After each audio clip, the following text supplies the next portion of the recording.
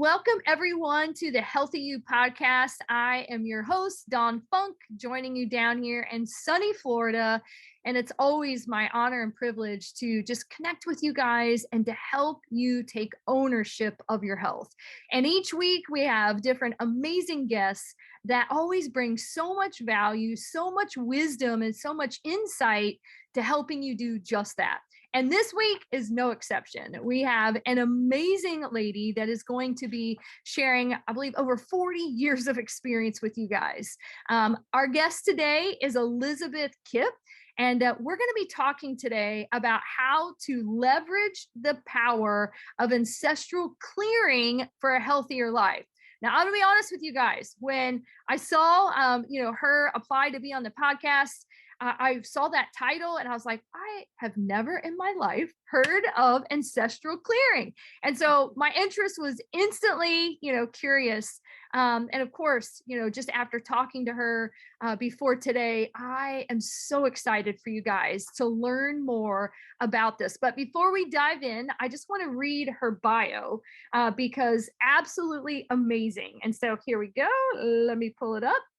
So this is who you're going to be hearing and learning from today. Elizabeth Kipp is a stress management and chronic pain specialist. She is trauma trained and yoga informed addiction recovery coach, ancestral clearing practitioner, a yoga and meditation teacher, and an international, now this one spoke to my heart. A lot of you guys know I'm writing my first book. She's an international best-selling author. So if you're taking notes, which I hope that you are, I want you to write down this title, The Way Through Chronic Pain, Tools to Reclaim Your Healing Power. And I'm going to say that title again.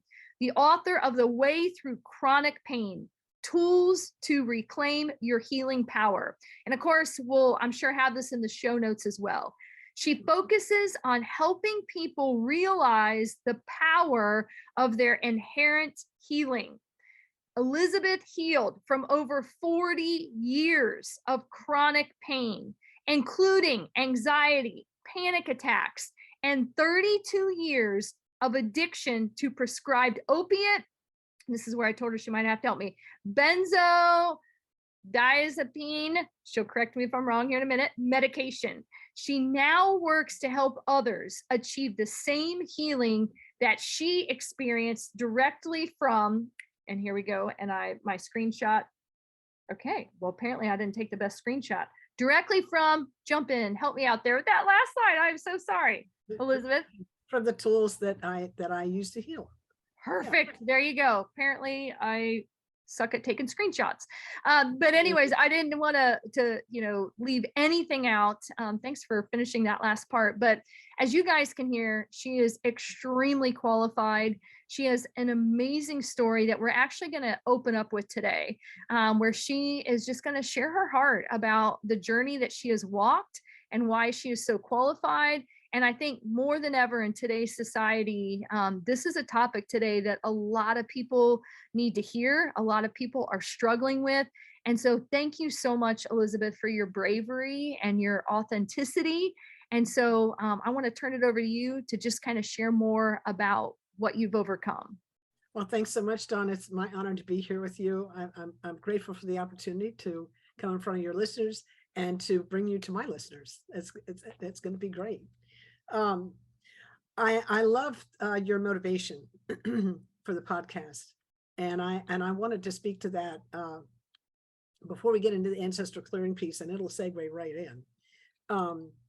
So I suffer from a physical injury in my low back, and I was able to kind of deal with that for I broke a bone. It kind of split in two, and I dealt with that without any pain medicine or anything for 14 years. And then it became unstable. The area became unstable. And the doctors were like, yeah, we need to do surgery. So it was that fifth lumbar, which is right above the sacrum. It's kind of the weakest part of the spine. It's got the most pounds per square inch pressure on it in the human. So mine split front to back, and the front part of it slipped forward into the pelvis. So they were like, yeah, if we don't get this stabilized, you're not going to be able to walk. They were worried about that. So we, so it took 3 surgeries for them to actually stabilize that slip. And then I had a corrective surgery after that, supplementary. So each time that I had surgery, they brought in opiates and benzodiazepines, which is an anti-anxiety medicine for like panic attacks and just anxiety. And I just kept getting more and more pain, and so it really didn't work for me. But that's the best they had. And I had a lot of doctors, all the doctors except the very last one that I met, which was like 40 years later, 40 years, at that 40-year mark, I met somebody. When I was 32 years into this medicine, all this medicine, I finally met a doctor that understood chronic pain. But up until then, they didn't have an understanding of chronic pain. And their their comment was, I want everybody to understand here, I'm not dissing doctors. I'm just trying to explain the perspective. We don't know what we don't know until we know it. So, everybody just, give some space to everyone. The doctors said to me, you will be in level 7 out of 10 pain 24/7 for the rest of your life, and you will be in a wheelchair when you're 40. And the only thing that we can do for you is increase your quality of life by giving you opiates and benzodiazepines. So that was their answer. And I knew, because I have a science background, I knew at the time, and I knew more later when I learned more, but at that time, when the first time it was told to me, I was very upset. I was very vulnerable. I was just like, this can't be my life, And I really broke down for a couple of weeks. I had a real crisis of consciousness. I was like, how can this be my life? And I went into a kind of a deep depression. But I kept looking for the answer. I didn't fold completely. I just kind of like, there has to be another answer. And at the end of 2 weeks, I came up with the answer. And the answer was, so he's operating in a scientific paradigm, and paradigms shift. And we know this, right? And he's forgotten his basic science. Science is all about probabilities, not facts. So he's giving me a pronouncement, and he's not a fortune teller. He didn't give me the odds are, he said you will. So this could be deadly for people if they believe that stuff, right? I just happen to have some training under my belt in basic research, right? So I knew he'd made an error. And I also understood this I think it's so important. We live in the all that is. We live in the all that is. We heal in the all that is. Science can only comment on the part of the all that is that it can observe, measure, and describe. So the Western medical model lives within this framework. So it can't address the rest of the all that is.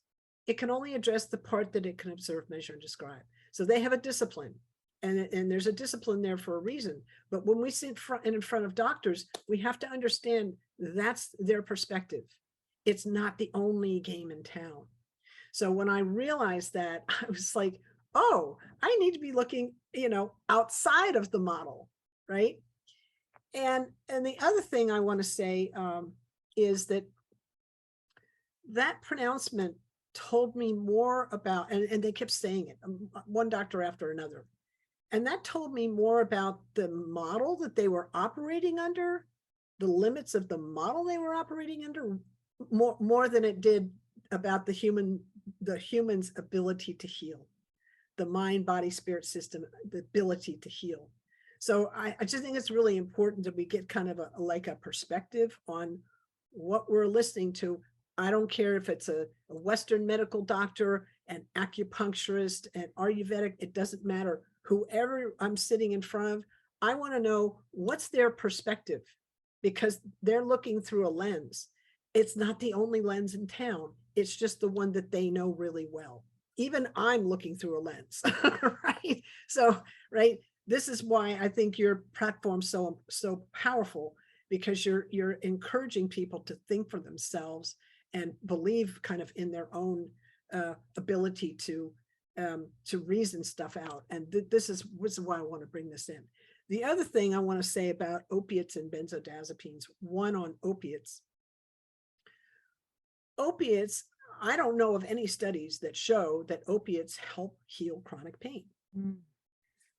They might help the patient cope with it for a little while, but it's actually not healing chronic pain, and chronic pain will define it really quickly. Is any pain that's felt 15 days out of 30 for 3 months or more. Any pain, physical, emotional, spiritual, financial, any pain, all sends the same signal to the brain: it hurts. When we experience that 15 days out of 30 for 3 months or more, the brain is changed by chronic pain. We get brain fog and confusion. Anybody who's had chronic pain or is having it will recognize this. And we get a very, very marked, accentuated negative mind, where it's all their fault, it's all my fault, what's wrong with me, what's wrong with them, is like this constant theme. So that's what happens in the chronic pain situation. The emotional center is quite affected by it. When we want to heal chronic pain, we need to bring in changes that heal. We need to bring in modalities that heal the changes. Opiates and benzodiazepines do not do that. So I want to be really clear about that. Opiates and benzos have a place. I'm not saying they don't, but opiates have a place in the short-term acute kind of pain situation. And benzos, they've been studied for like a 2-week period, occasionally, not long-term, right? Mm-hmm. So I just an opiate also can cause a condition called hyperalgesia, which is it causes pain. They didn't even know about that till 2010. And I went into treatment to get off all my medicines in 2013. So that was very new information. My own doctor didn't even know about that until after I got out of treatment, just because it takes a while for research to get into the mainstream. And also benzodiazepines which we take for anxiety, they can turn around and give you anxiety. That's why I ended up with all the panic attacks, because I was yeah. So I just my advice to anybody, I'm not dissing medicine, I'm not saying that, but I am saying, when a doctor puts you on a medicine, my first question is, what's the exit plan? Mm-hmm. Yeah. Right. Mm-hmm. So that's my kind of 2 cents on the situation. And I finally did find a doctor, Dr. Peter Prescott, who left us with he passed away, but he left us with this book, Chronic Pain: An Innovative Mind-Body Approach. And my book is like the patient user manual from his is kind of research, and it's an excellent book. And mine, they did kind of a companion set here. So he understood the nature of chronic pain. He looked at me, and he didn't want to look at my films or my records particularly. He wanted to know me. Mm-hmm. And that was different. I had never met a doctor that did that. Mm-hmm. And he also, in that program that he had, he helped me detox off the medication, which was great. Mm-hmm. In the program, he had a wellness practitioner named John Newton of healthbeyondbelief.com, who is an ancestral clearing. That's what he does. He's an ancestral clearing person. Mm-hmm. And I was so impressed with the ancestral clearing when I experienced it. I was like, does he teach this stuff? So I took the first training right out of when I got out of treatment. I took the first training offered, which was about 6 months later, and I've been doing it ever since as a practitioner, because it's so powerful. Yeah. So anyway, so that's kind of like a foundation for why I'm even here. Yeah. No, and I just appreciate you just being very vulnerable and just sharing, all of the struggles that you had to get to where you are today, being a voice. And like you said, I mean, we're not here to bash doctors or anything like that, but we are here to bring a different perspective and to let people know that, hey, there are other ways to heal. And and this just connects again to my own story of, I was going to doctor after doctor after doctor. I knew something was wrong. And, kind of similar to what you talked about, like they all just wanted to prescribe me a medication. They wanted me, I was having panic attacks and anxiety attacks. And their solution was to put me on antidepressants and medications to help with the panic attacks. And I'm sitting there going, I want to get to the root cause. Like, why am I all of a sudden having these? Like, I've not dealt with this in my, 40 some years of life at that point. And so that is the one part that can be frustrating, is that I feel like, especially here in the States, that a lot of times, and not to their own fault, but that a lot of these doctors, that's how they're trained now, is to prescribe a medication. That's the band-aid approach. They don't take the time to really dig and get to the root cause. And I'm so grateful that you found a doctor, but I hate that it took you so long. But I'm so grateful that you found a doctor. And now look, I mean, you've now written a book and you're bringing it to the light. And and it's so interesting because when you were talking about how when you're in that chronic pain state, how it can bring the brain fog. I've been living that, so I know that, because it's scary when you don't feel well. And and I'm a very positive person, but and I teach people how to control their thoughts and how to train their brain. And I can do that in a leadership standpoint and an educational standpoint, but with my own health, I struggled with that. And so I developed horrible brain fog. And I even caught myself, waking up in the morning, and instead of going, oh, it's beautiful out, whatever, like the old me, I was like, oh, what hurts today? What, like my brain was in this cycle.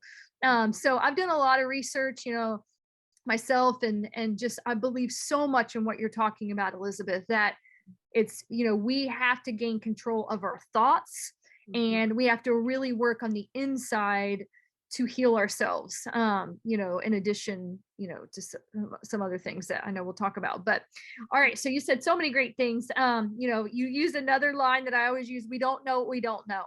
And so I'm so glad that we're going to open up a new perspective, hopefully today, and teach people some things, myself included. And gosh, I really connected with you when you were like, how can this be my life? And I have said that exact same thing. And I am just like you. Like, I'm a researcher. I've got 2 master's degrees, a master's in English. And I am just one of those people that if it doesn't make sense in my heart or in my gut, then I'm going to keep looking. I'm going to keep searching. I'm going to keep looking.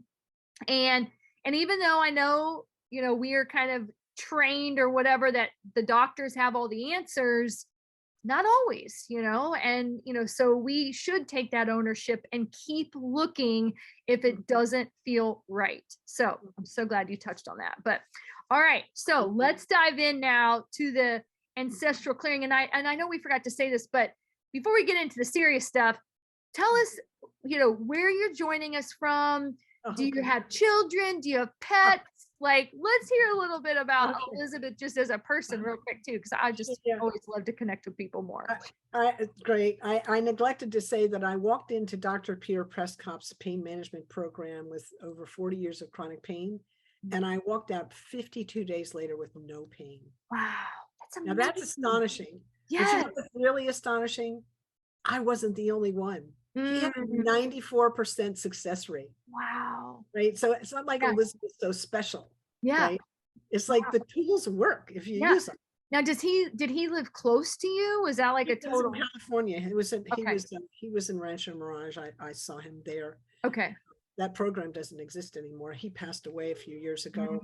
But as I said, he left the book, and I teach his methods. I'm not I don't have he was a psychiatrist and a bunch of other things. I don't have all those degrees. Yeah. But I do teach the tools that he taught me. Yeah. And anyway, so Awesome. there's that. Now I live in Lawrence, Kansas. Lawrence is or the geographic center of the United States is right down the road. Oh, So wow. That's so you know cool. that is. Yeah. Um, I have a cat, Lacey. She's right here with me. Oh, Like, hello. yeah. And I have a son who lives in Los Angeles, who's a trauma, who's a trauma coach. Oh, cool. He actually teaches. He teaches health and wellness practitioners how to run their business from like this trauma informed approach, Oh, wow. which is That's cool. very sweet, right? Yeah. Very Yeah. sweet. So he's got this kind of, he's got a foot in the business world, a foot in the trauma world. Yeah. And he kind of, so that's kind of cool. Yeah. It's very cool. And I'm fairly recently divorced after a 40-year marriage, which was sad, but it's Yeah. part of who I am. Yeah. And I teach yoga online twice a week. Once in the evening, on Thursday evening, I teach it to anyone who wants to come in. And on Friday mornings, I teach it to the Post-Betrayal Transformation Institute. Oh, wow. It's a private platform. It's Dr. Debbie Silber's platform.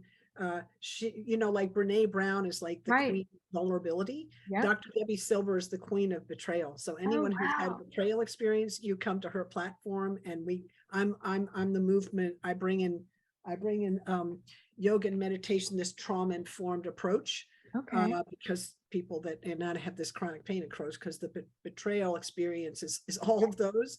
So Mhm. I bring in the movement part to help people's mind kind of calm and teach them how to breathe and calm their nervous system. And that's we've got about 10 coaches, and everybody's got a different thing that they do. Yeah. And Debbie's there. So it's pretty cool.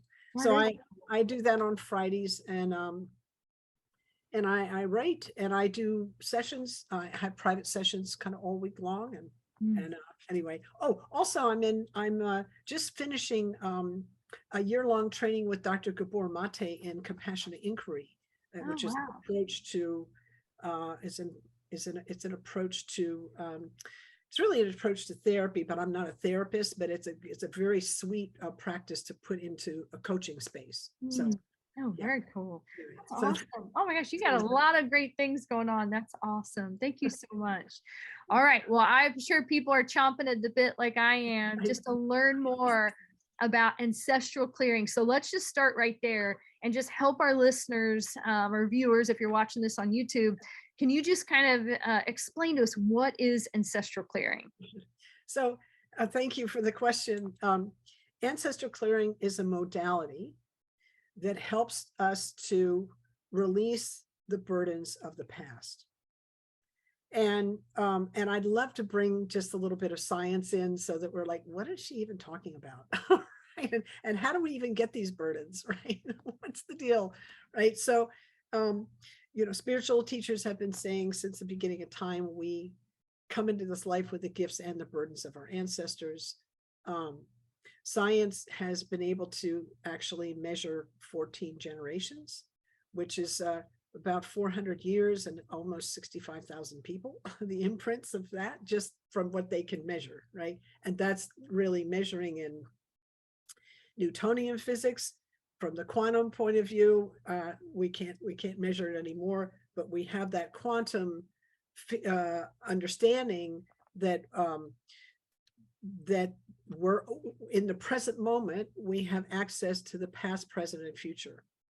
And in the present moment, we're being affected by the past, present, and future. And that might be a little bit weird for some people, but take that in for a minute.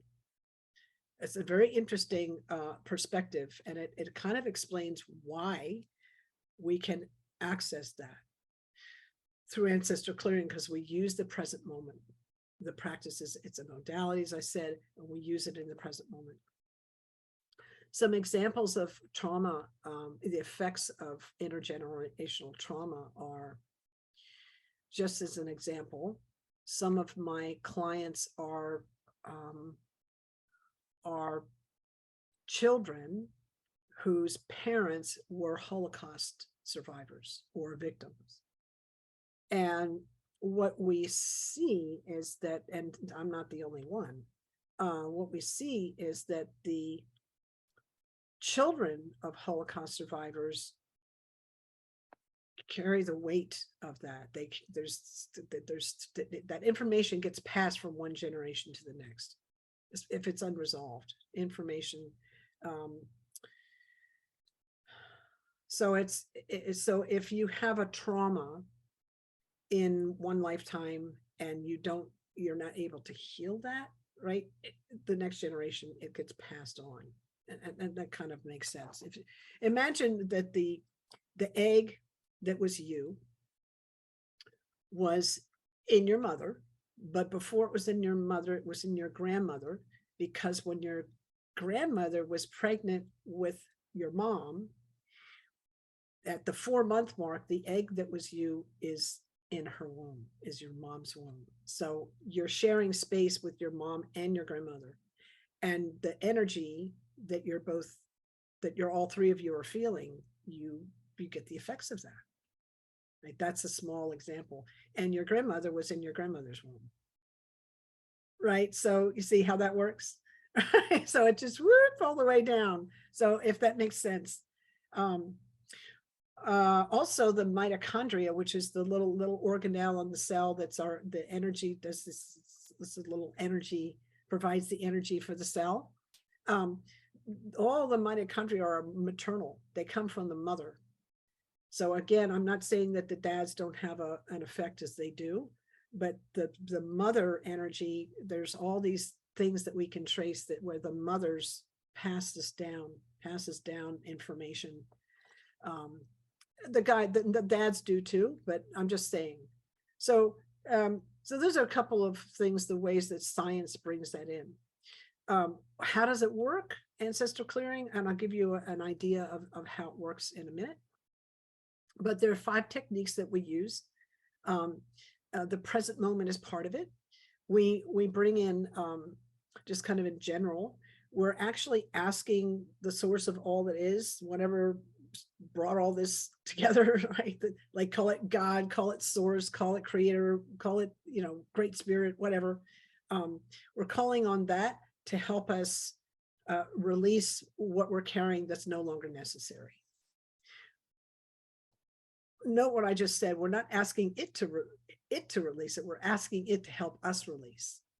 So that's kind of interesting, right? And what's interesting is when we ask for help, we get it.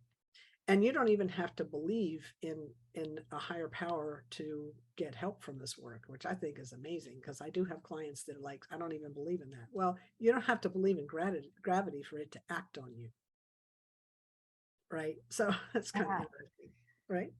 Yeah. Well, I don't mean to cut you off, but that's okay. You're just saying so many good things that I'm like, oh, I just love it. Well, and I think what you just said right there, that we have to call on whatever our power is and ask it to be like a partner or whatever. Like, so for me, so it's just crazy you say this, because literally just in the last couple of days, I have this healing prayer that I have been saying each morning. And like, I literally feel like it's helping, like, already in such a short amount of time. And so it goes back to your point, like, we have to call on that power and it will help act, you know what I mean? It will help be a part of that process. So I just thought that was so interesting. And as I'm just listening to you, like the Holocaust example, that's so fascinating to me, because it's something that, again, we wouldn't just stop and think about. But when you do, and especially the way that you explain it, that's fascinating. I mean, to think of how, sometimes we are born into our burdens, and like, we don't even realize it. It's funny. I come from a family of addiction. There's been a lot of drug and alcohol addiction that has plagued my family for generations. And, like, I can feel that, like, it's just interesting. Like, it's such an interesting perspective. And so to me, that just proves even more that we need to be aware of this. And then also, like, how do we deal with it? How do we stop that generational curse, or whatever you want to call it? So anyway, so I thought that was so interesting. I did not mean to interrupt you. Yeah. So, so I just, of course, continue your train of thought and then just, dive into like, how can this process, and I know you're going to touch on the 5 points, how can that help us in our healing journey? So yeah, thank you. Yeah, great observations. So important. Yeah, so we basically we call on this higher power, whatever you want to call it. Then we have a thing that we want to release, and we call it forgiveness. We call it, and forgiveness in this context meaning offering up. We're offering it up.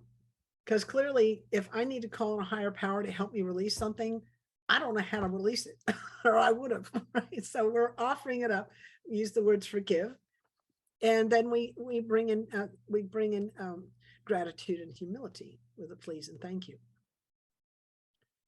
It's pretty simple. That's kind of the basic breakdown. We have 5 different techniques around that we bring in. Which I can't cover all of them today. I can cover one. I'll give you an experience of one of them.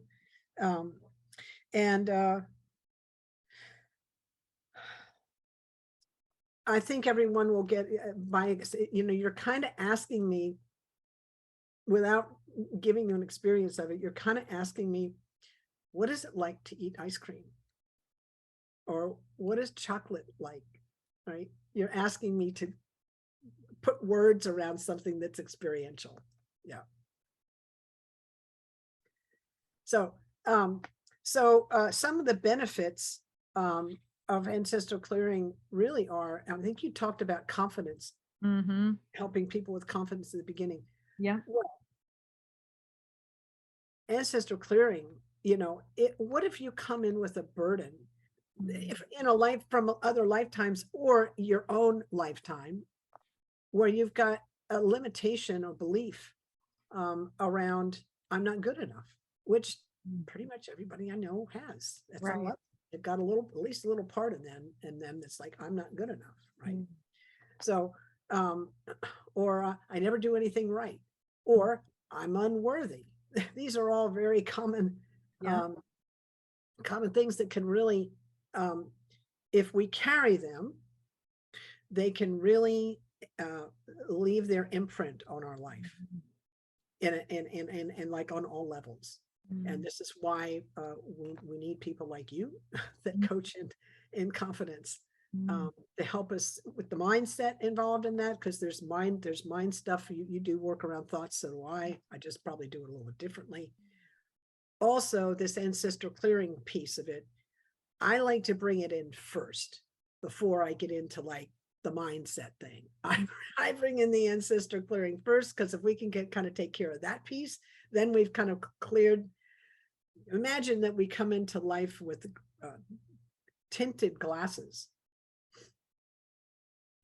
and the tint is the burden from the lineage. Ancestral clearing helps us remove the tint, so that then we can see clearly, oh, this is what I'm up to. This is what I'm, this is where I'm going. I see my mission in life, like that kind of thing. So, and so that's kind of, those are some of the benefits. It's a beautiful place. I work like I said, I work on the Post-Betrayal Transformation Institute. So I work with as a betrayal coach, and, betrayal is something that people come in with. And I do ancestral clearing on a regular basis on that platform in private sessions with those people. So it's that's a whole nother thing.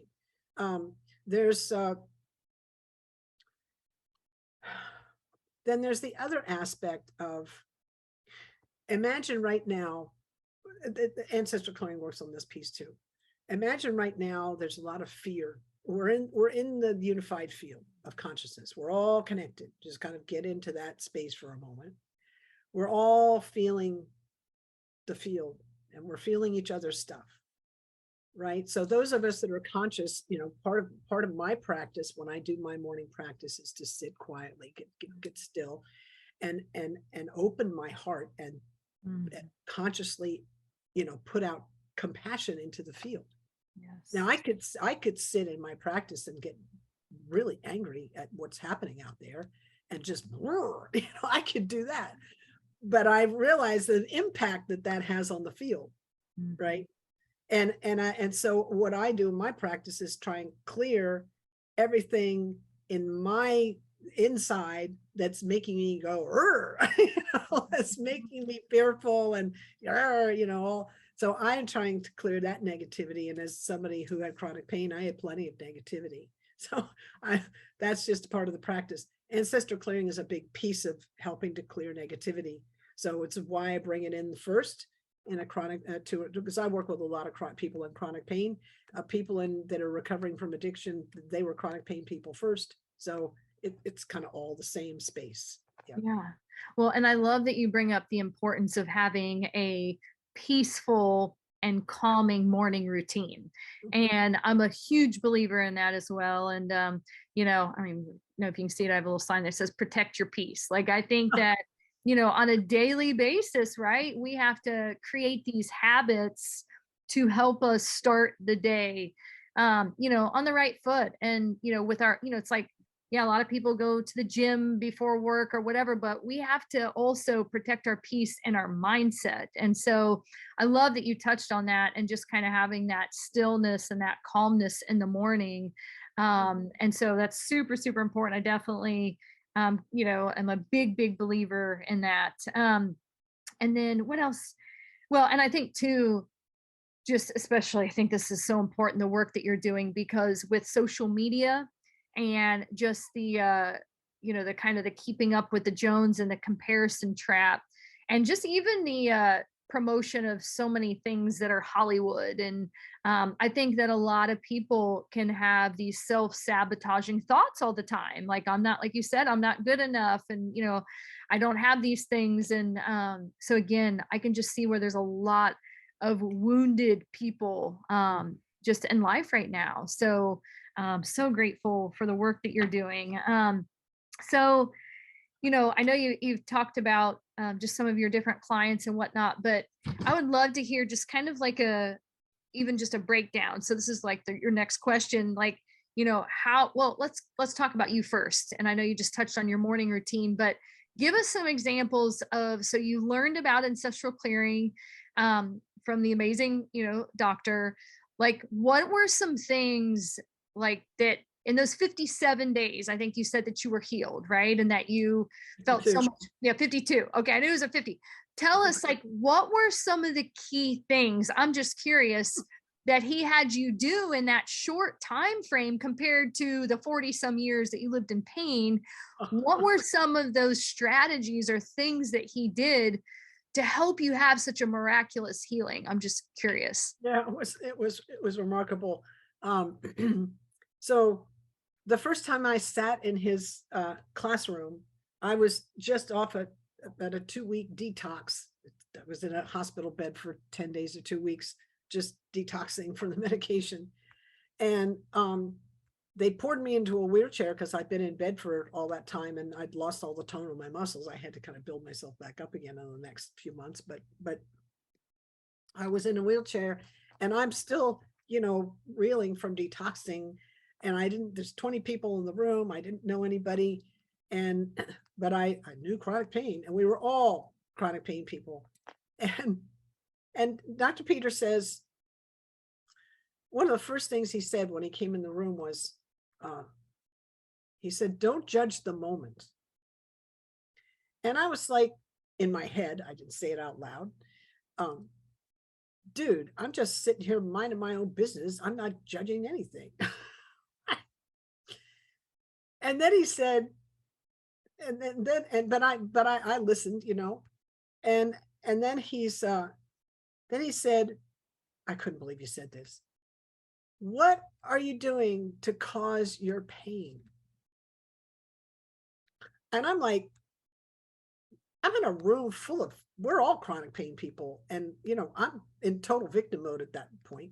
And I'm like, what, dude, you want everybody to be pissed off at you right now? Like, the pain's doing it to me. Right. Is what was going through my mind. And I was like, wow, how are you getting the attention that everybody's going to be mad at you? Nobody's going to listen to you.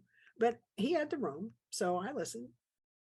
I'm just sharing with you the conversation in my brain, right? I'm loving this. I'm writing down some of these quotes because they're so good. Yeah. So, he gets about 4 more sentences in there. And I realized, remember I said, don't judge the moment. I realized I've been judging my pain as bad my whole life. That's what I've been doing to contribute to my own pain, my attitude. Gosh, yeah. I've been fighting with the present moment. I've been arguing with what's showing up in my life. I don't want this. I've been fighting with it. And what's that going to do? That's just going to bring more of it. Yep. Right. But, he was the first doctor to point that out to me because he understood the nature of chronic pain. And he did it in this very sweet way. This is great sense of humor. He did it in this very sweet way where I didn't feel stupid. He took me from victimhood to empowerment in about 3 sentences. Wow. Right? Who does that? Genius. Right. Amazing. Right? Because I realized I thought I had no power in this space. And I'm like, I have all kinds of power in this space. I never understood that. This is why there's such a misunderstanding about chronic pain. They don't understand kind of the fundamentals of it. That's so good. Well, and again, I'm connecting to you on so many levels because I too have been in that victim kind of mindset. And again, just in my own healing, it is 1000% me taking ownership of my mindset and my attitude, right? That has made all the difference, I think, in my recovery. And even just, I've shared this with you, but I lived in Ohio. So I lived my whole life. And I mean, I just really felt, my higher power is God. So I just really felt God saying, you know what? You need to pick up and you need to sell your house and you need to move down to Florida because I believe in the power of grounding. I just started my walk with the healing powers of grounding and like I just know that the beach has always been my happy place that I can relax because I'm a workaholic to a default. And like I will work and work and work. And this higher power, my God, was saying, you need to move down to Florida. You really need to focus more on your healing. Like these are things you can control. And it was crazy and it was stressful, but it's like I have the beach every day. I have grounding. I have sand. I have amazing supplies of vitamin D, which there's a whole, there's a lot of research and science about the powerful effects of vitamin D and how nothing compares to sunlight when it comes to vitamin D. But anyway, so I'm kind of getting off on a little tangent here. But again, I suffered mentally thinking, oh my gosh, how am I going to live like this, to all of a sudden going, no, I can control this. I can, make some better choices and promote healthier healing. So that's just something that I did specifically, but I'm not telling you guys to pick up and move, but that's just what partnering with my higher being, helped me with. And I've had incredible advances with my own healing since coming down here. So, all right. So I'm just curious because you have a lot of experience, you've worked with a lot of different people. What are some of the things that your clients ask you for help with? So if you could just kind of touch on that a little bit, that would be great. Well, I just had somebody reach out to me this morning who asked about help with family relationships. And Ancestral Clearing's got a very interesting perspective on that. We work on the person that asks for the session. We have to ask permission. We can't just do the work. It's very powerful work. We have to ask permission. So family relationships, we have, of course, I work with, as an addiction recovery coach. So there's like disordered eating, patterns, other patterns that are any behavior that you continue to do that has negative consequences on your life. I'll work with that. Ancestral Clearing works with beliefs limitations of any kind, patterns, things like, somebody reached out to me over the weekend and said, I'm having difficulty with abundance, so we work on scarcity that may have shown up in the lineage, right? Yeah. And also, it's like food addiction, can't get enough kind of thing, which is not only scarcity in the lineage, but it could be scarcity of love. Yeah. So there's a lot of different perspectives that we look at, and pretty much I've been in this for a long time. It's 8.5 years, a little more than 8.5 years, around 8.5 years, and I started in 2014. And I haven't actually had a session yet where somebody brought in something that ancestral clearing couldn't address, Wow. which is kind of a remarkable statement. Yeah. Right? It really is. Yeah. I don't know many modalities. I think acupuncture can do that. I think acupuncture can pretty well hit pretty much anything you come in with. Acupuncture's got but I don't really know anything else that does. Maybe Ayurvedic medicine, but anyway, I'm just saying it's very interesting that so it doesn't really matter what the thing is. If it's a thing, we can deal with it. Yeah. That's so comforting to know that, because I'm sure there's people listening right now that might feel kind of ashamed or embarrassed about maybe some of the demons that they're dealing with. And you're giving a lot of hope, you know what I mean? And saying, like, in all these years that I've done this, there isn't a case that we haven't been able to help. And we deal with shame all the time. Yeah. Right. That's part of the human condition, right? Right. Another thing, like lack of confidence. Shame is like this cloak that weighs us down, right? And it's also the food of addiction. So we really want to clear that, so that's it's like wherever shame is, let's put the light on it. Yeah. No, that's so good. Well, and I had a tough conversation with my daughter the other day, just about, in life, we have, just kind of going back to, your experience and your treatment, we have two choices. We can be a victim or we can be a victor. And I just, really, I mean, she's 15 years old, but, just really helping her understand that, everything's not happening to you, right? You have a choice as a victor to put in the work and to kind of rise up and come out of this place, this pit that you feel like you're in. Yes, and because I'm in this trauma. I've got this trauma in training under the belt. So in a trauma experience where we're still in protection mode, right? Where we can't connect. And in order to heal, we have a trauma experience. It happens in relationship. And so in order to heal, we need to heal in a safe relationship. So it's not so much, it's not like there's a choice, oh, you can be empowered or you can be victim. It's like, what do you need to heal? And can you heal it? Can you find somebody to help you with it? So I just, that's just a little nuance in that conversation. So that, because, I carried trauma around certain things that happened in my life for a long time.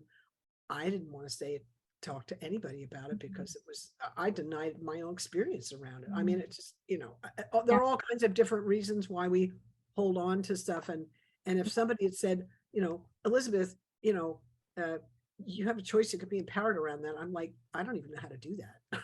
Right? So that's why we bring in this trauma perspective. We need to, in order to unprotect, we need to connect. Yeah. No, that's good. Well, and I think too, you just, and again, this was just a little mild little thing with her. And, but you bring up an interesting point in that, we probably have some parents on here, right? For example, who maybe are dealing with tough situations with their children, and maybe their child is really struggling with some of maybe the things that, you deal with. And so I know even as a parent, it's like, I'm trying to come in and be this person and of authority and try to provide perspective and help. But to your point, sometimes like if you can't connect or if you can't get through, then you're suggesting then maybe we need to bring in someone else, right? We need to bring in like, so I mean, luckily right now, well, and I've done that, with my oldest son. I mean, I've done that with my son before that, it's like I've reached this place where it's like, okay, I can't connect, I can't relate. I need to bring in help through, someone with that experience. So now I've walked that too, but but no, it just made me think when you said victim, her and I, and again, hers was this little, kind of minor thing, but again, it's just, I think sometimes we live, I don't know, in a society of just, victim mindset. So I don't know, I was just having that conversation with her, but absolutely we do. Yeah. All the fears. So the root of all the victimhood is fear. Yeah. Which, unfortunately, if you turn on the news, that's all you see, it's the fear machine is on 24 hours a day. They pump us full of it. So well, that would be something that would be helpful to just touch on since you're there. Yeah.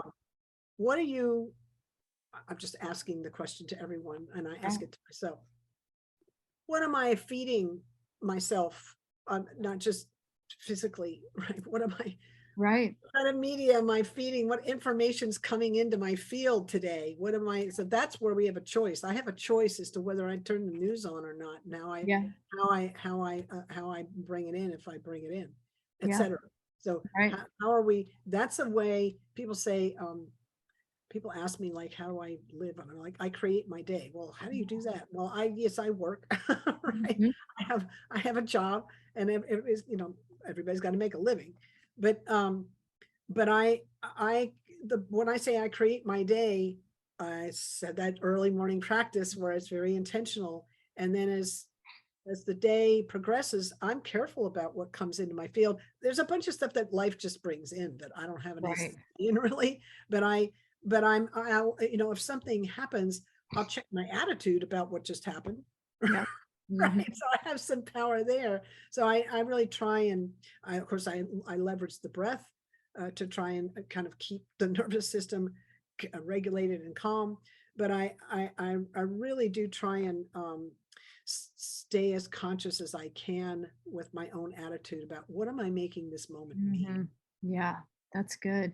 Well, and it's just, what was I going to say? Oh, you just made me think of something. Now I lost my train of thought. No, you're good. Well, okay. I know what I was going to say is that when I was at my worst, I was feeding myself Google, right? I would go to Google, I would search for my symptoms, all these things, and it was feeding the fear, right? And then because technology and the ways of the world are really getting a little kind of crazy scary, what was showing up in my inbox? What were the ads that were being shown to me? So I'll give an example.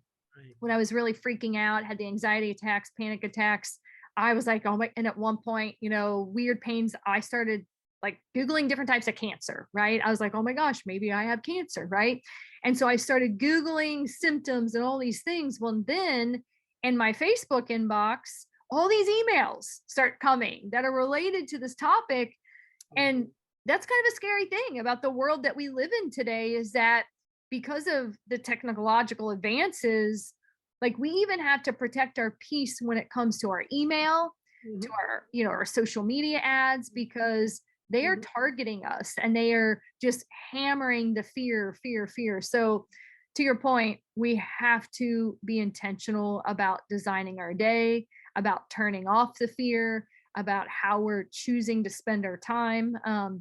That's where I get concerned, because I look at, I'm a mother of 4 kids, and I've just seen even the TikTok addiction and how that is something that feeds fear, it feeds comparison, it feeds confidence issues. And so, 2 of my children, they don't even have the app because they even saw what it was doing to them psychologically. So again, we just have to be, I love that you say that, we have to be in control of that. So this last question, before I want to give you the last, just kind of closing thoughts, is just, can you give us an example or an experience of ancestral clearing and kind of like really walk us through like, this is what I do with people. Like, you sold me. Like, I'm so intrigued by all of this, and I can see the need for it. And I know that you bring in meditation and, help people with morning routines or whatever, but can you give us just a little bit more meat Mhm. and potatoes as far as like, this is what kind of and I know I'm sure it varies with people, but kind of like a protocol, like, what does this look like? Oh, well, I'll just take you into a clearing. We Yes, do do. kind of a general clearing for the listening audience. So Yeah.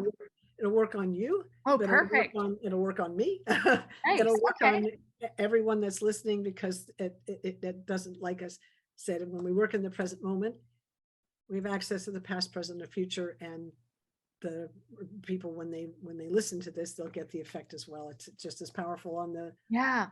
play as it is on in the live. So Oh, um, nice. whoever's listening, if you could just sit quietly, find a comfortable seat, and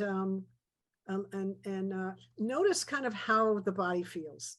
Notice if there's some tension or pressure or twisting or something, in the body. Just kind of notice that, and breathe normally. And I'm just gonna go through, just for a few minutes. I'll go through this.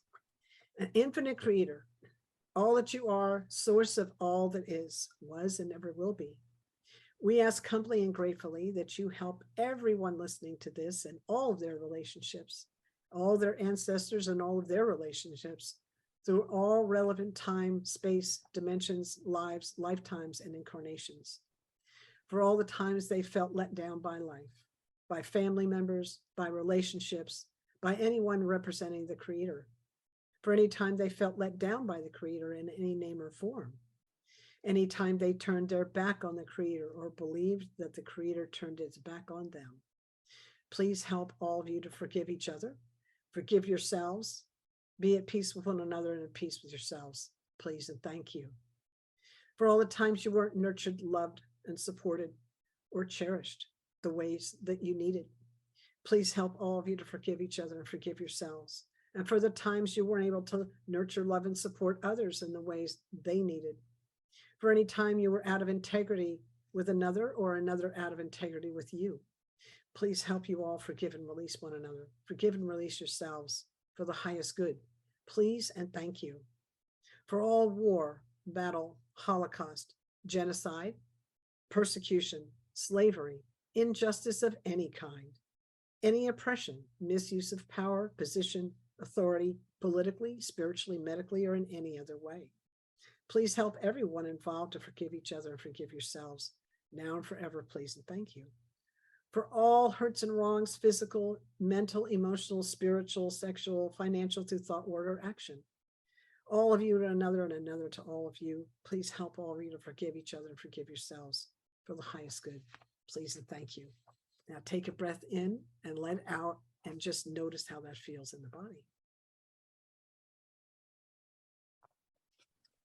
That's really good, because I was feeling my tension in my neck, kind of like my shoulders, and I feel like a lightness. You know what I mean? Like, it's Lighter, yeah. yeah, it's lighter. That's Which so, shoulder was it? Which yeah, shoulder was this it? one. It's my Left? left. Yep, my left. For any time anyone, any of the women in the lineage were blamed, judged, or misunderstood. For any time any of the women in the lineage blamed, judged, or misunderstood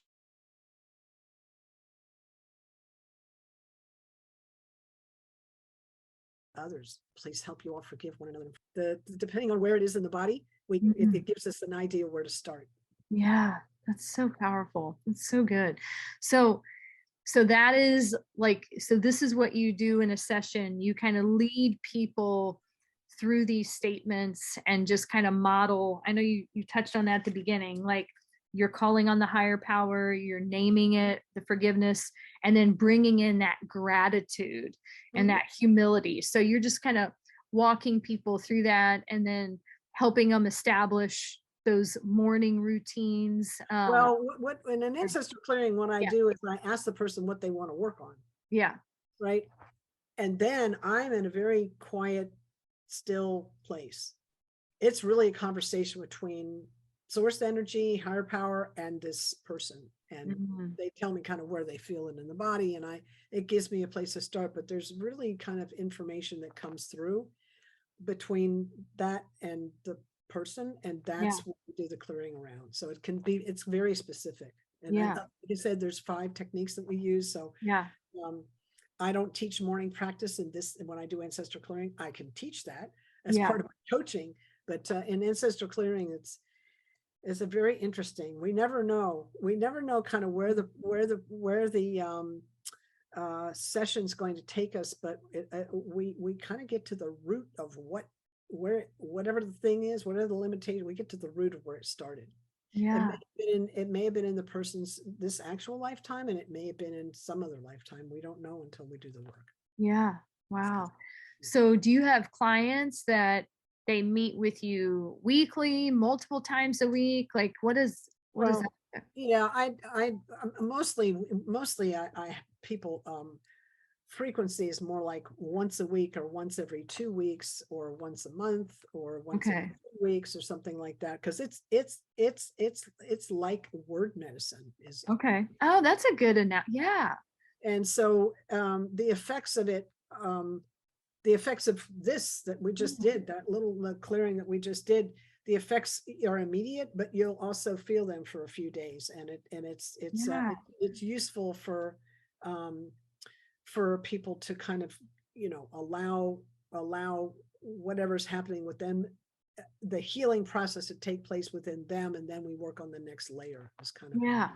That's so good. I love that word medicine. That's a really great. I love that. All right. Well, awesome. Well, I know we've had just so many great things shared by you today. And again, the heart of this podcast is just, exposing you guys to so many just different, you know, realms or experiences, wisdom from amazing people like Elizabeth to just, again, give you more knowledge. I believe knowledge is power. And, this could be another, technique if you're struggling to really utilize and to consider implementing in your life.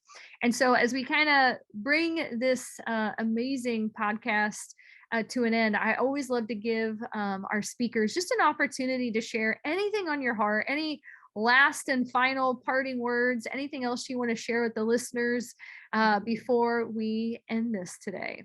Well, thank you so much, Dawn. It's my pleasure to be here. I would like to end with this. The greatest healer in your life lives within you. Mm-hmm. Doctors can set a bone and stitch up a wound, but they can't tell the body how to heal. Mm-hmm. They can help you set the doctors and the whole rest of the medical community can help you set optimal conditions for healing, but they can't tell the body how to heal.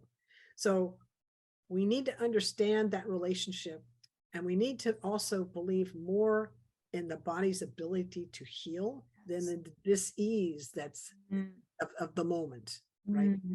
So that's my parting shot. Yes, I love that. No, I believe that so much. And so, I would love for our listeners to get connected with you. I know you have a wonderful website, and it'll be in the show notes, everyone, but could you just tell people, like, how can they connect with you outside of this podcast, just to continue learning from you? Yes, thank you. So you can get me, find out all about me at my website. I have lots of free material there, lots of free material. Elizabeth-Kipp.com. You got to put the hyphen in between the Elizabeth and the Kipp, because Elizabethkipp.com is a web designer and a photographer, but she's not me. And she's amazing, but she's not me. Elizabeth-Kipp.com, and I'm all over social media, so you can pretty much find me on any of the main ones. I'm not on TikTok, but I'm on everything else. Yeah. That's like me. I TikTok, I just have not even, yeah. Well, awesome. Well, this has been so amazing today. And again, I just absolutely love your heart to just speak up and not only share about just all of the years of struggle that you've endured, but you've really taken just those hard years and turned it into something so beautiful that can just really help a lot of people. And I'm just so grateful that, you offer, like you said, you've got this amazing website, lots of free stuff to just add value and help give people hope. And just grateful that, you spent some time with me today.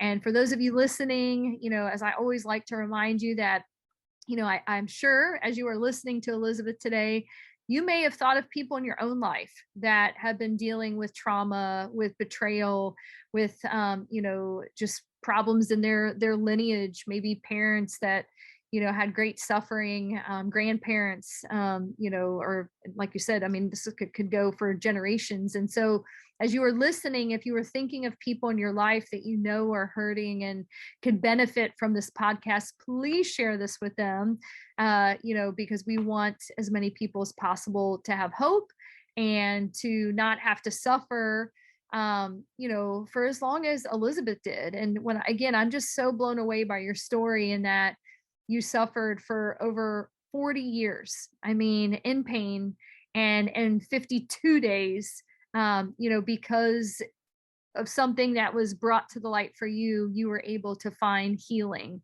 and peace. And so what a story. So just thank you so much again, Elizabeth. Just appreciate you. And it's really been an honor getting to know you today. And I just really, really appreciate your time. So as always, guests, thank you guys so much. You can listen to this as many times as you need to. I hope you took some great notes today. I hope you connect with Elizabeth, and excited for next week's episode. And I do want to give a little plug, just because it kind of connects to you a little bit too. I do have an upcoming guest, Dr. Foreman, who has written a recent book called The Root Cause Connection. And, just excited to have another author on the show. And, he just really is going to be talking about a lot of truths about the medical world, and some of the things that you touched on today that I think our viewers are going to be excited to learn about as well. So thank you guys so much. Thank you for being a part of the HealthyU community. Until next time, have a blessed rest of the week. All right. Bye, friends.